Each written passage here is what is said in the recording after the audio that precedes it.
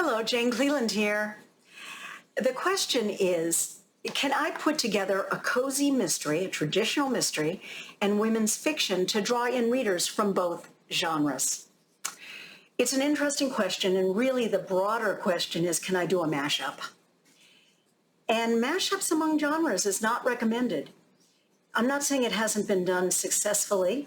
For example, romance and suspense so successfully unite that it's become its own genre, romantic suspense. But in general, don't do it. Readers want to know with a sense of clarity what they're reading when they go to buy the book or borrow it from the library.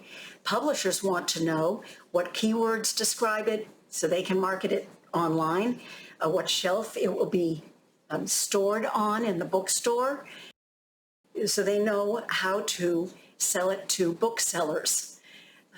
Mashups muddy the water. You have to be very careful. Not saying it never happens, I'm saying be careful. I hope you find great strength and solace from reading and writing.